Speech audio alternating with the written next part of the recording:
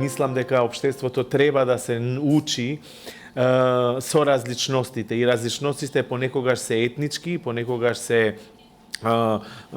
не знам, верски, но понекогаш се еве и од попреченост. Така да сите ние треба да се навикнуваме, да живееме едни со други, со сите потреби што сите ги имаме и да бидеме колку што може подеднакво. Тука медиумите имаат исто така многу важна улога, затоа што наставниците ќе можат да се повикуваат и да соработуваат со медиумите, но и да се повикуваат на тоа што било на телевизија.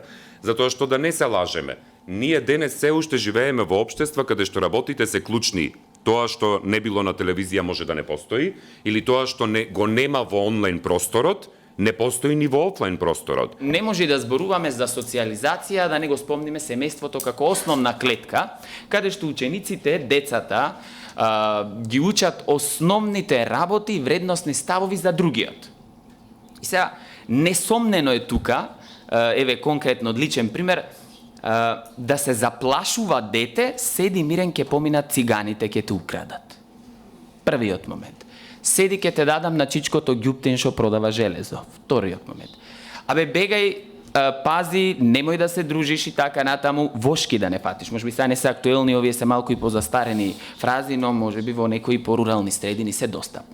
И сега ние, кога растиме дете во семејство на таков начин, очекуваме дека тоа дете која ќе дојди во основно треба да седи со деца од друга националност, да ги прифати различностите, да знае да прославува дека и Бајрам е празник, и Велик ден, и Василица и така натаму, а па кога ќе дојди во средно се чудиме зошто имаме меѓуетнички тензии, конфликти, тепачки по автобуси, групи ни се собираат по градот и така натаму. Ние како традиционално познати, нели, во држава што си градиме традиционално стереотипи и предрасуди за различни работи, така попреченоста не е тема која што е поштедена од таа работа.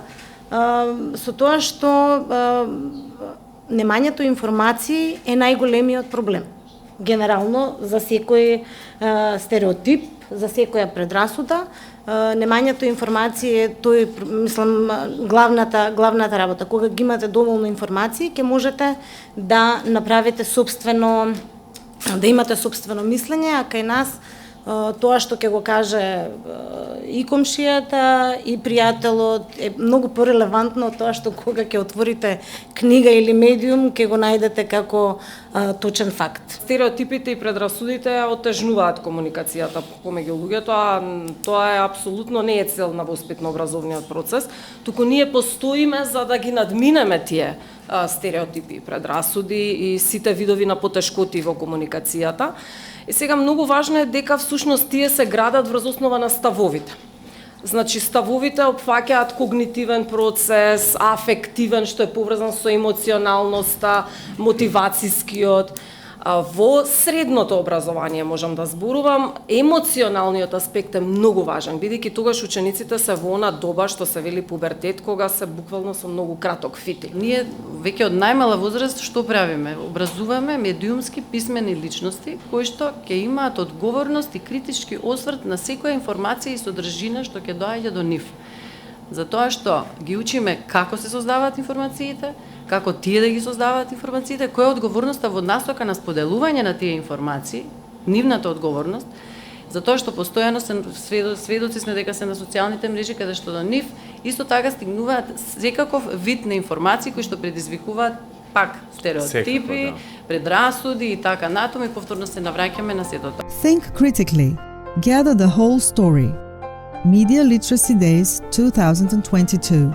From the 25th of October to the 1st of November. Learn more at www.mediumskapismenost.mk.